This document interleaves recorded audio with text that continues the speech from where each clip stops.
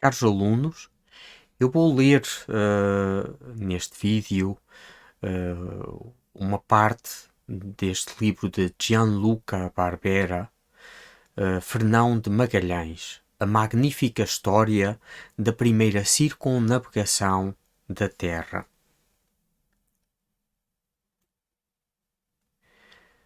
O livro tem duas citações de incipit.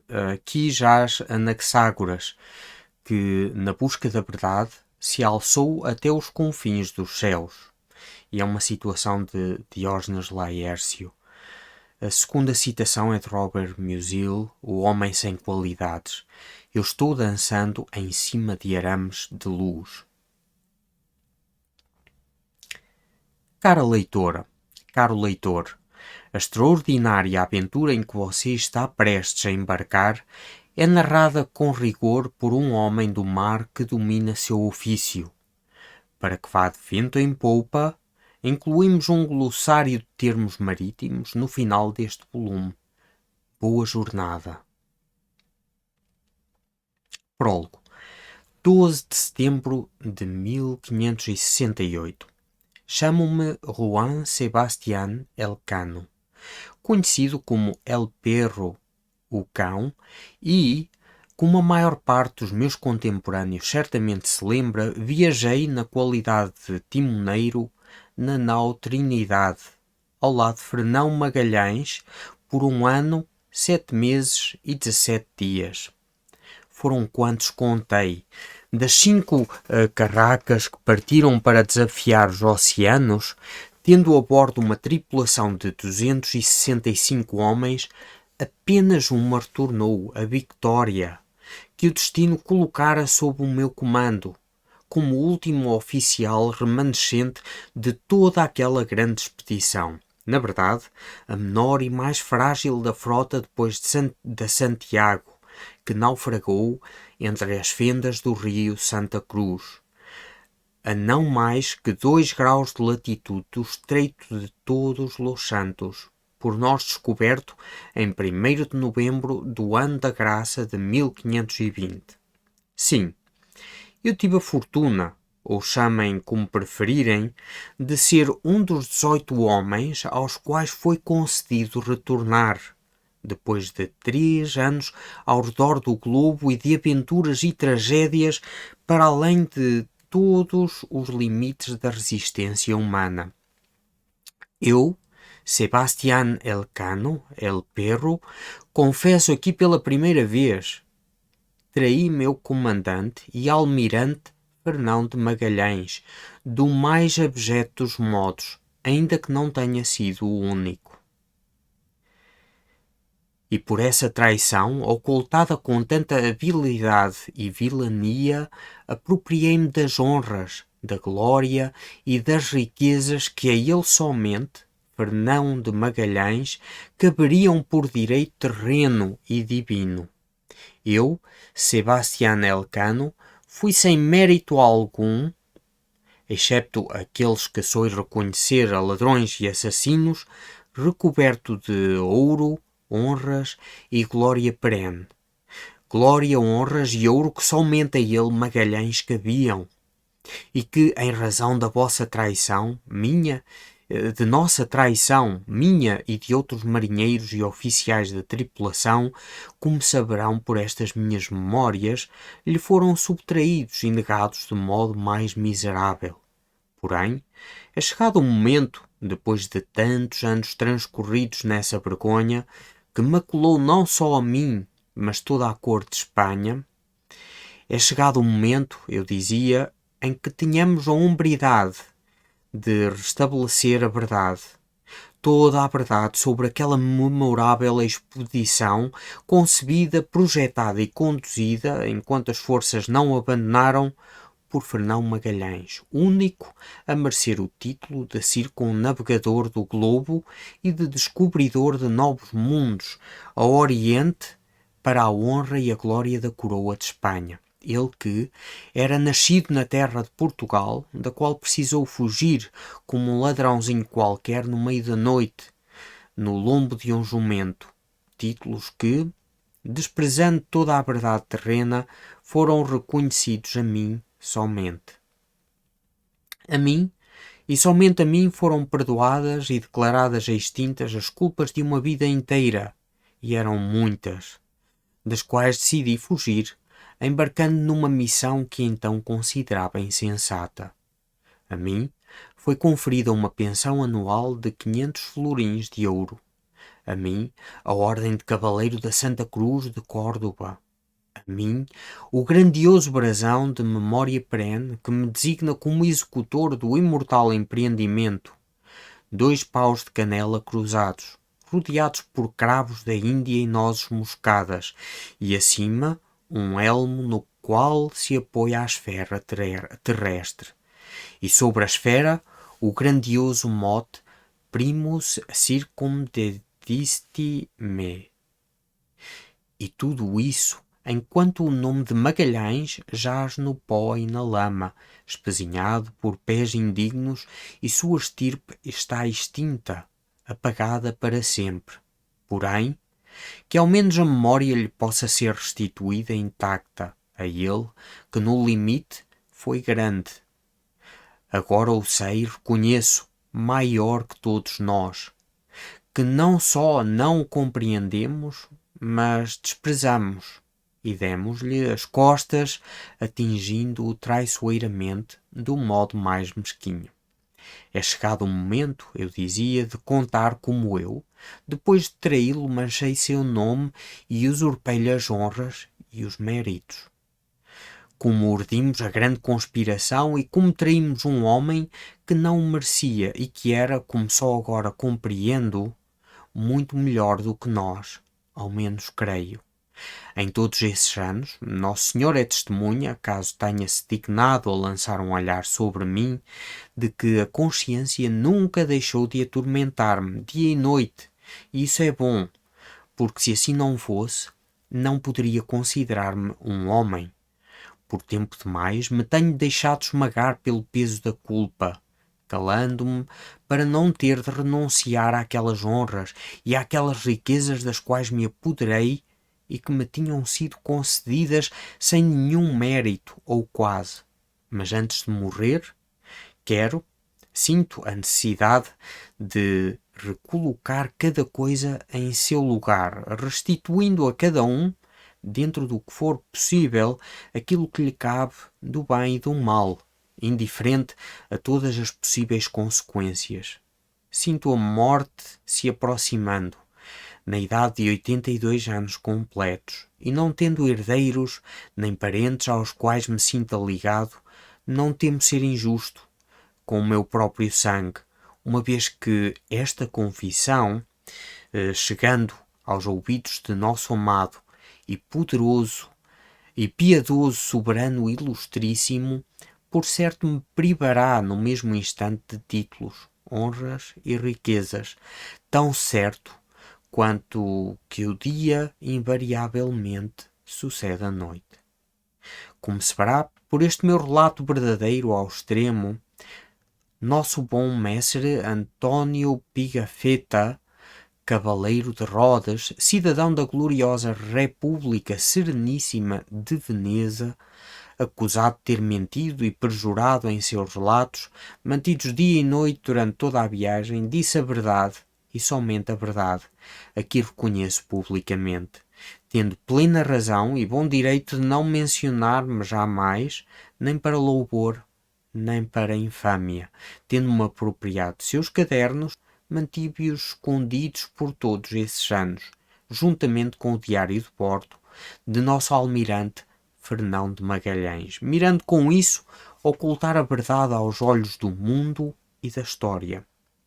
Mantive escondidos os diários e as cartas de Magalhães por todo esse tempo, diários e cartas que pretendo publicar por inteiro e sem nenhuma omissão, em apêndice a estas minhas memórias.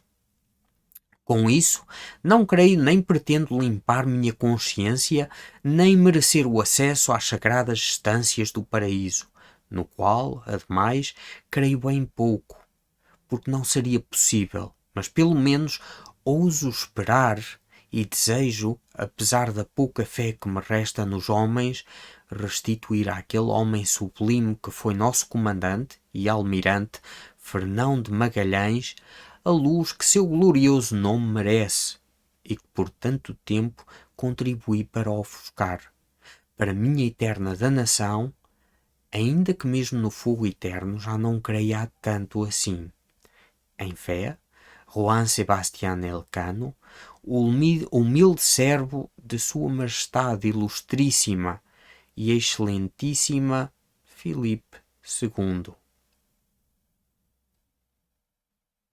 1. É preciso saber calar, especialmente quando se sofre. Essas palavras agradariam a Magalhães, além de ser o perfeito retrato dele. E, no entanto, quando o vi pela primeira vez, pensei: este homem é louco, extremamente perigoso. Tinha um olhar de fanático, de falcão predador, de lobo desconfiado, de animal noturno e rasteiro, de alguma espécie exótica de réptil mortal. Um fanático calmo, a raça mais perigosa de fanáticos. Mais tarde, modifiquei meu juízo, é claro. Mas foi preciso tempo e muitas coisas tiveram de acontecer antes que tal mudança se produzisse em meu espírito. Lembro-me como se fosse hoje do nosso primeiro encontro. Era uma manhã de início de agosto, límpida e fresca. As águas estavam calmas na dupla enseada, e nuvens brancas flutuavam no horizonte limpo. Do porto subiam odores de pescado e de especiarias e o vozeiro das pessoas que os negociavam, mas também, de vez em quando, exalações de pântano levantadas pelo libeixo, o vento sudoeste. Naquela manhã, eu botara no estômago mais de um copo de aguardente, fitando com tristeza o dedão do meu pé direito, que despontava do sapato rasgado, quando, despedindo-me da taberneira, tomado por uma inspiração súbita, decidi correr até ao porto, surdo aos chamados da mulher que clamava. Uma coisa que eu não posso dizer, pelo pagamento. Estava em Sevilha, havia 2 dias e precisava embarcar no primeiro navio de partida. Para onde se dirigisse, não importava. Tinha razões imperiosas em meus calcanhares. Desci então pelo emaranhado de bielas que levavam ao porto, passando por casebres de pescadores erguidos com terra e palha que mal paravam em pé. Na noite anterior, na taberna do Tremolino, um marinheiro asturiano sem uma orelha, diante de um copo de xerez, falara-me de um português, Magalhães, e de seu sócio, Faleiro, que estavam recrutando marinheiros para uma grande armada, prestes a zarpar em nome do rei. Destino desconhecido. Tempo de permanência no mar, no mínimo 2 anos. O navio chamava-se Trinidade. Era o que eu precisava, pensei, necessitando, entre outras coisas, conseguir o perdão dos tribunais de Castela por alguns pecadinhos de um modo costumeiro, ou seja, deixando transcorrer o tempo necessário para que caducassem. Num espaço aberto, no limiar do porto, era dia de feira. Passei entre as bancas de latoeiros, amoladores, salsicheiros, verdureiros, peixeiros, vendedores de tecidos. Sobre um palco instável de madeira, um casal de bailarinos de farruca dançava ao som de um alaúde. Alguns passantes lançavam uma moeda no cesto, mas eram mais frequentes botões e pedras. Parei diante de um espetáculo miserável de marionetes e fui atraído pouco depois por um pregador que bem naquele momento começava seu sermão, ereto em cima de um pequeno estrado. Mal tinha aberto a boca e a multidão ao redor já zombava. Enrolado num manto cor de piche, a barba comprida e pegajosa no queixo, olhos pequenos e maliciosos apontados para o público, a voz catarrosa, ele começou a dizer: E Jesus, vendo a multidão, subiu a um monte E assentando-se, aproximaram-se dele seus discípulos. Tomando então a palavra, ensinava-os, dizendo: Bem-aventurados os pobres, porque deles é o reino dos céus. Bem-aventurados os que têm fome, porque serão saciados. Muitos aplaudiram, mas alguns gritavam: Temos fome, dá-nos alguma coisa. Bem-aventurados os que hoje choram, porque rirão. Bem-aventurados os que serão perseguidos em meu nome, porque grande será a sua recompensa no reino do meu Pai. Ai dos ricos, porque não terão mais nada. Aqui o mais rico morre de fome, gritou um carreteiro carregado de lenha. Ai de vós que estáis saciados agora, porque tereis fome. Toca aqui. Dá para sentir as costelas? Escarneceu um sujeito coxo, bêbado, de não se aguentar em pé. Ai de vós que agora rides, porque estareis em luto e chorareis. Ai de vós quando todos os homens falarem bem de vós. Pois nos chamam de ladrões e perjuros, gargalharam dois grosseirões de sotaque basco, que certamente escondiam uma faca embaixo do manto. Escutai o que vos digo, amai os vossos inimigos, fazei o bem aos que vos odeiam, bendizei os que mais vos maldizem, orai pelos que vos dão pauladas. Se alguém te bater numa face, oferece também a outra. Se alguém te roubar a bolsa, dá-lhes as chaves de casa. Quisera eu ter uma casa, murmurou alguém. Dá a quem te pede, e se alguém levar tuas coisas, não as peças de volta. E o que queres que te façam, assim deves fazer aos outros. Amar aqueles que nos amam, que mérito há nisso? Também os pecadores amam aqueles que os amam. Se fizeres o bem aos que o fazem a ti, que virtude tens? Ouviram-se alguns assobios.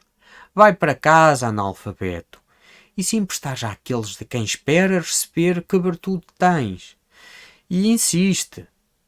Amai antes vossos inimigos, fazei o bem e emprestai sem esperar nada em troco, e será grande vossa recompensa e sereis chamados filhos do Altíssimo, porque ele é benigno também com os ingratos e os maus. Sede misericordiosos como é vosso Pai. Não julgueis e não sereis julgados, não condeneis e não sereis condenados. Perdoai e sereis perdoados. Dai e vos será dado. Para poder dar, é preciso ter. Tirando os piolhos, não temos mais nada. Replicou uma mulher grandalhona com uma touca branca na cabeça e uns brações de pedreiro. Deve ser uma daquelas mulheres que em casa batem no marido, pensei, olhando para ela. Porém, no instante seguinte, quando o meu olhar pousou na mulher que estava ao lado dela, meu coração deu um pulo. Meu Deus! Aquela era minha mãe. Como era possível? Tinha uma atadura vistosa no pescoço e o rosto de uma Nossa Senhora cega. Parecia envolta por um halo de luz. Abri caminho entre a multidão, mas quando acreditei ter chegado até ela, não estava mais lá. Literalmente desaparecera. Continuei a procurá-la com um olhar, o coração em tumulto. Sede justos, continuava a voz enfadonha do pregador, porque olhas o cisco no olho de teu irmão e não te percebes a trave que está no teu. Todo aquele que vem a mim ouve minhas palavras e as põe em prática. É semelhante ao homem que, construindo uma casa, cavou bem fundo e assentou os alicerces sobre a rocha. Vindo a enchente, bateu com ímpeto contra aquela casa, mas não a pôde abalar.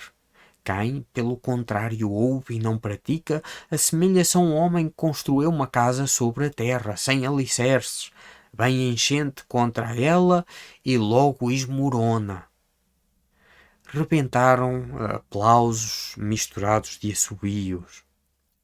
Posso apostar que em casa ele faz tudo ao contrário do que prega, riu baixinho a grandalhona, cutucando-me com o cotovelo. Foi nesse momento que a revi, do outro lado do espaço onde estava a feira, mas somente por um instante. Depois desapareceu como um fio de fumaça que se dissipa, deixando-me tomado por uma grande perturbação.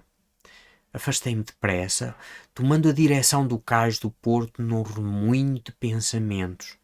Dando alguns passos em direção ao poente, vi-me diante de uma longa fila de homens à espera de subir a escadinha que levava ao convés de uma magnífica carraca de pelo menos 100 toneladas de arqueação, completamente reformada. Em seu flanco, uma escrita recente dizia Trinidade.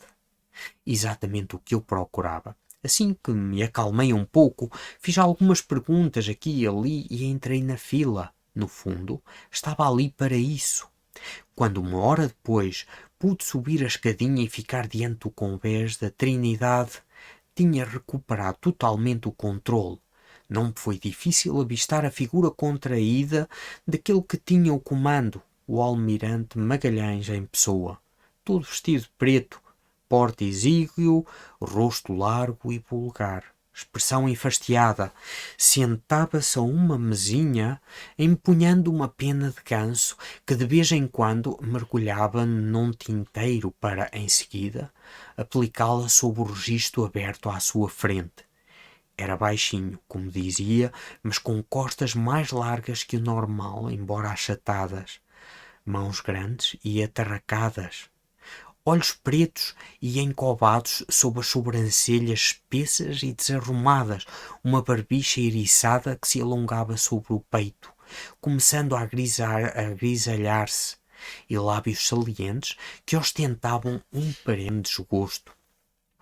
Movia-se com compostura, pesando cada palavra com a balança de um ourives, e tinha o ar de quem olhava o mundo de uma certa altura. Ao lado dele, ereto, como um mastro corroído pela maresia, mas bem diferente no semblante, estava um pançudo que todos chamavam com respeito de Senhor Faleiro, e que tinha fama, pelo que ouvira dizer, de ser excelente cartógrafo. Era também ele português. Passava uma impressão ridícula, movendo-se aos solabancos e retorcendo continuamente a cabeça de um lado para o outro, como se tivesse torcicolo ou algum trejeito de natureza nervosa. Com frequência inclinava-se e sussurrava ao ouvido do sócio. Do outro lado, montando o guarda com a mão nudosa no cabo do cris, enfiado na cintura, aquele que parecia ser um malaio. Tinha encontrado alguns em minhas viagens, baixo e magro, de pele morena e reluzente, cabelos soltos e um preto betuminoso, nervos tensos e olhos que pareciam facas. Devia tratar-se de Henrique, o escravo do qual também me tinham falado. Magalhães o comprara em Malaca por um preço irrisório.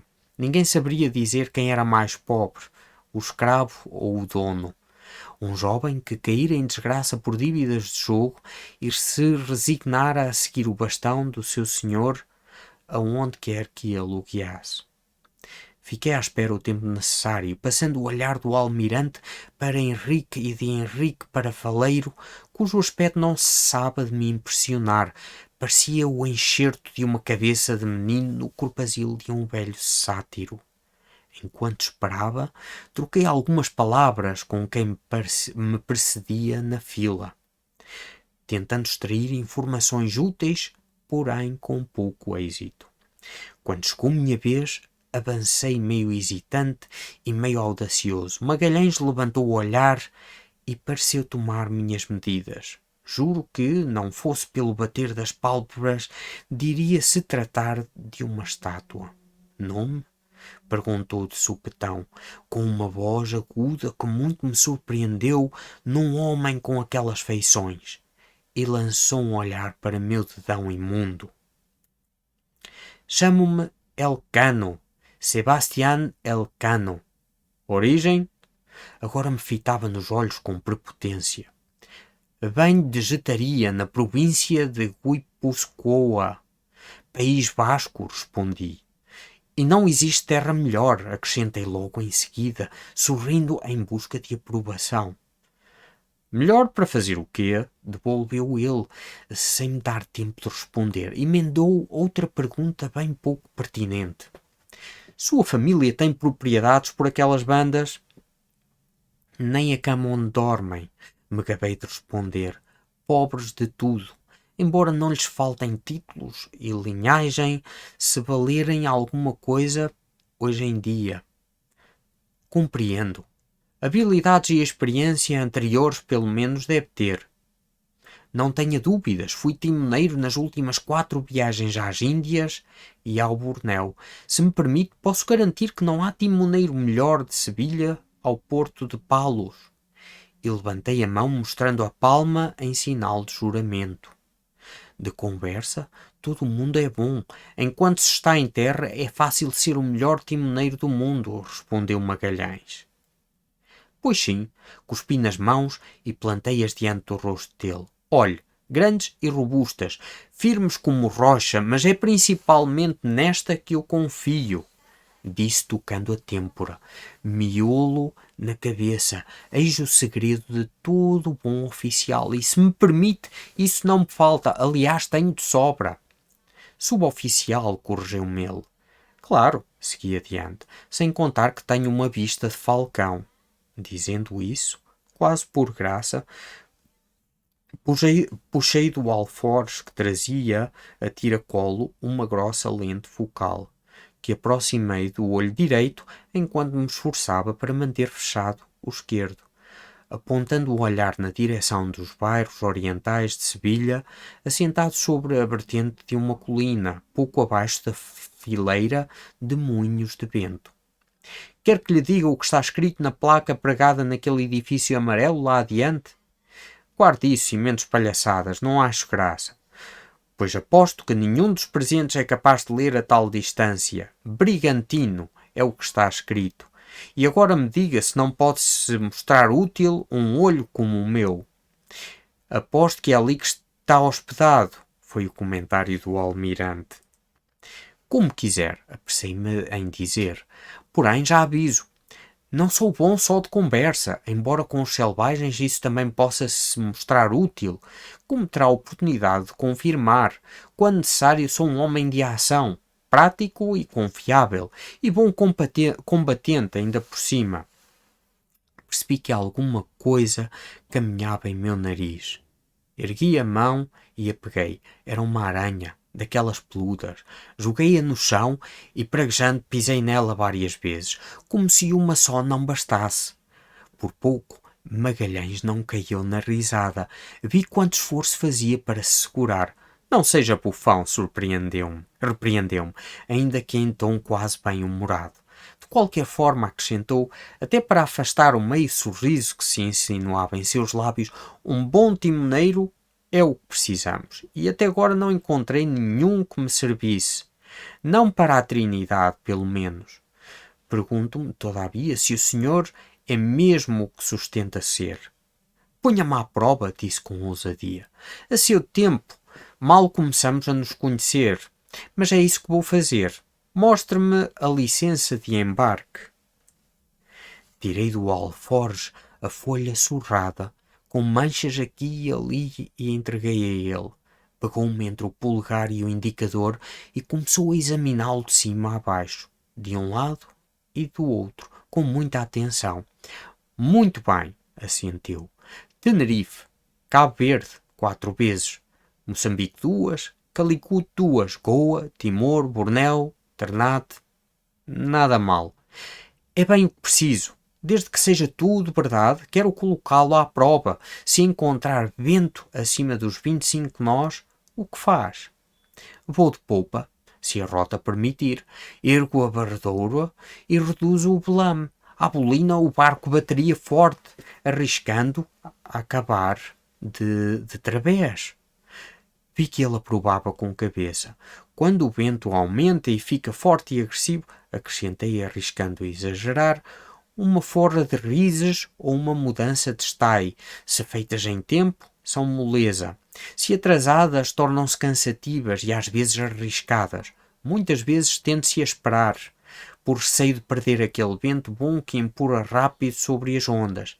É um erro que mesmo os mais experientes cometem.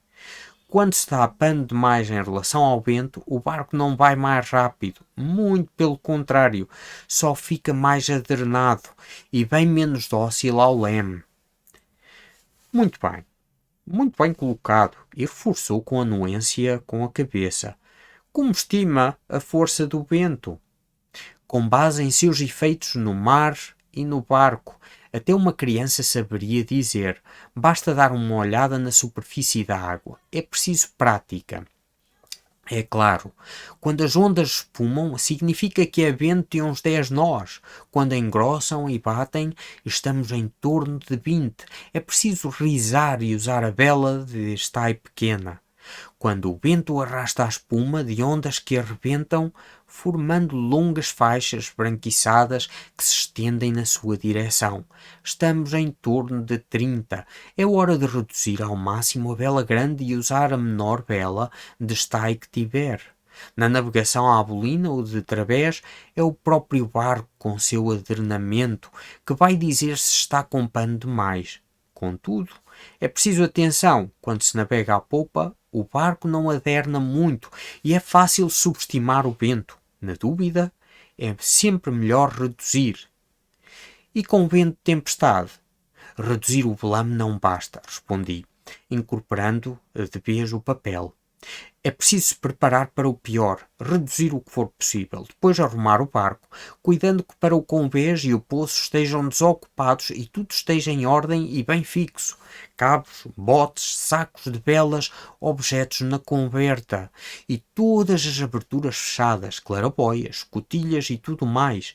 É preciso sobretudo manter distância da costa, especialmente se for rochosa, e também das águas rasas e dos portos com entrada estreita e impenetrável.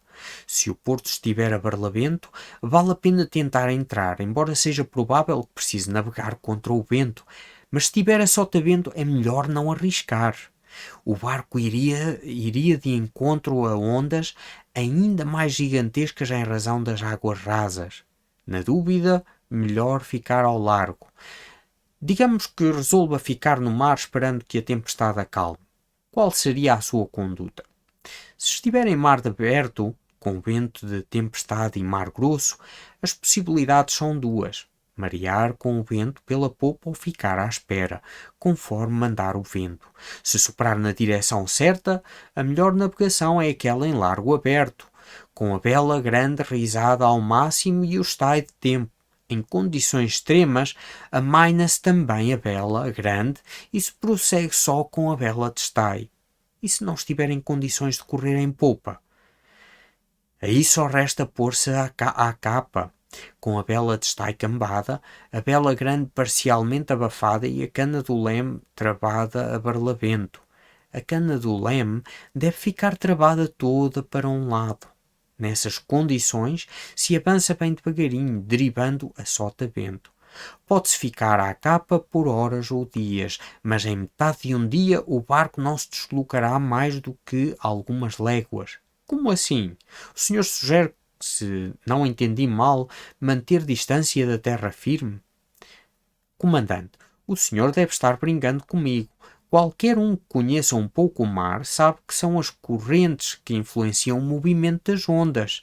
E sabe também que as correntes se manifestam com mais força nas proximidades da terra firme.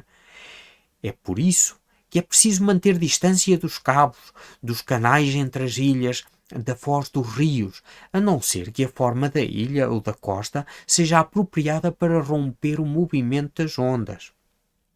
E com ondas longas e altas, como se comporta ao leme? Pego-as pela alheta, ou seja, pela popa, ou pela amura. Isso deve bastar. Passei no exame? Diga-me uma última coisa. Que razões tem para embarcar com tanta pressa?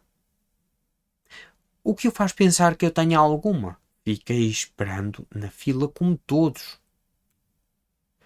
Responda. Contas pendentes com a justiça? Dívidas com o erário? Considero a sinceridade o mérito mais estimável num suboficial de marinha. Já que é assim, disse coçando tão furiosamente a nuca que parecia até estar com piolhos. Convinha abrir o jogo. Não por inteiro, só a parte menos inoportuna.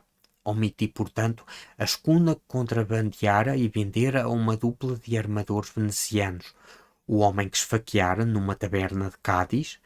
Em minha defesa, é preciso dizer que a facada não foi fatal, tanto que o patife, que me devia um bom dinheiro, não só escapara da morte, como, se bem o conheço, devia ter-se intocado em algum canto remoto, empanturrando-se de peixe podre e aguardente, esperando que eu me cansasse de caçá-lo.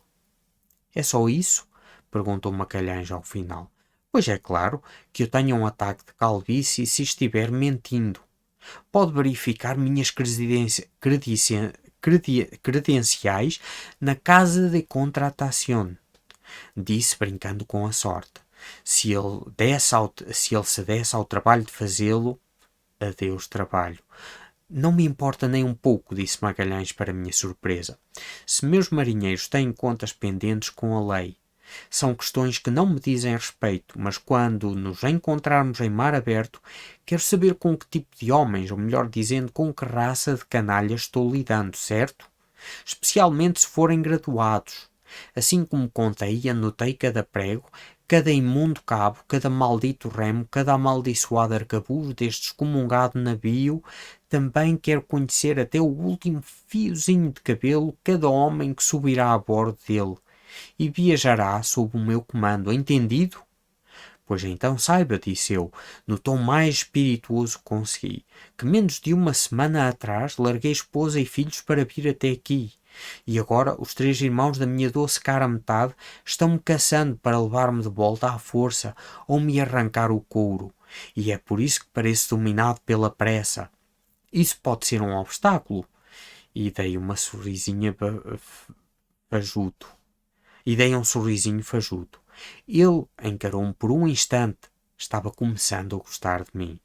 Este será seu pagamento, disse com uma voz de corneta. Escreveu uma cifra no registro ao lado da palavra timoneiro. Pegar ou largar? Para mim está ótimo, respondi, empolgado até um pouco demais. E agora, se me permite, para onde dirigiremos a proa? Será informado no momento da partida. É tudo. Um procedimento insólito. Se não lhe convier, pode abrir caminho e ceder o lugar para aqueles que estão esperando ansiosos atrás do senhor. E são muitos. Não foi isso que eu disse. O trabalho me interessa. Pode colocar uma assinatura aqui, disse, virando para mim o registro aberto sobre a mesa, sobre o qual corria uma centopeia. Uma última coisa, disse.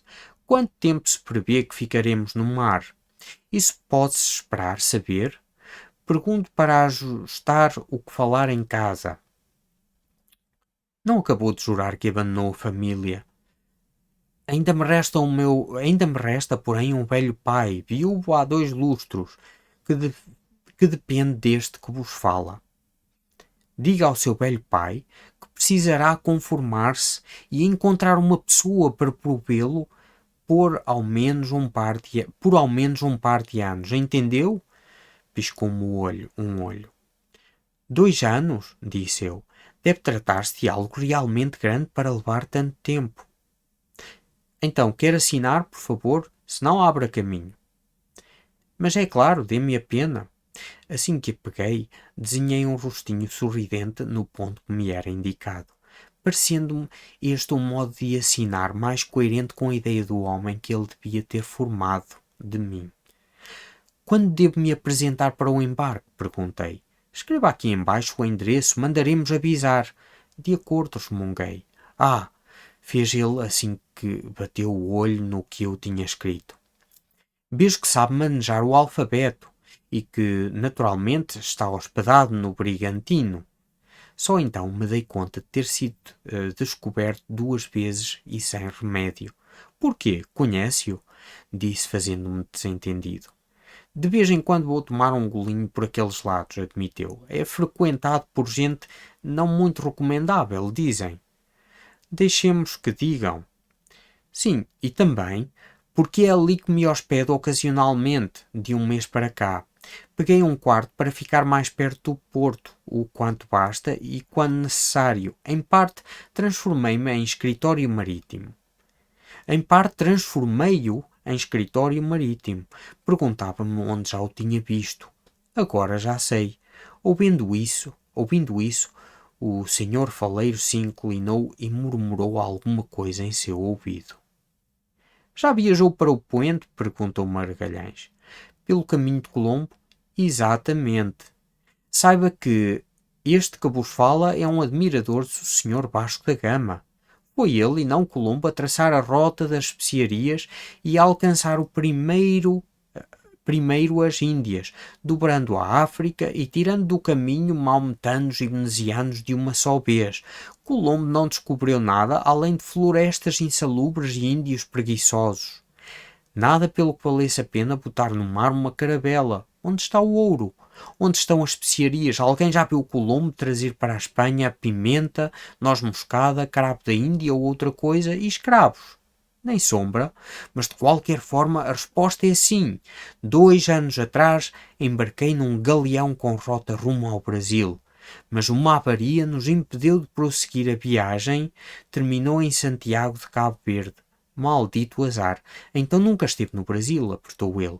É importante que tenha estado. Já entendi, interrompeu-me.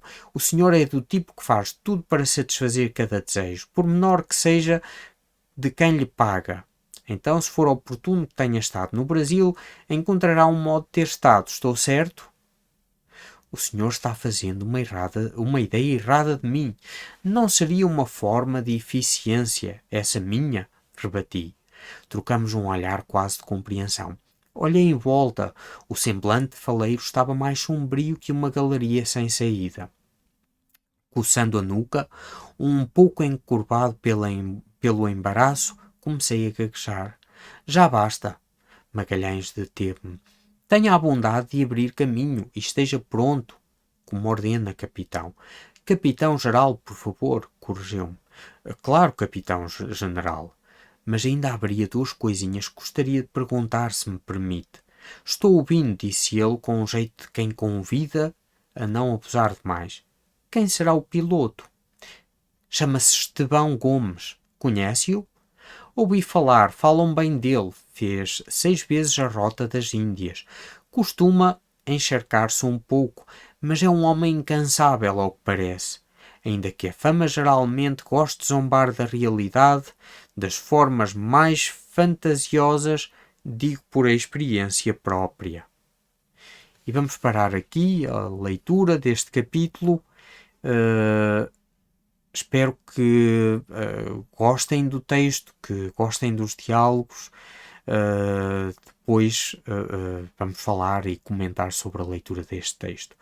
Muito obrigado a todos pela atenção e até breve.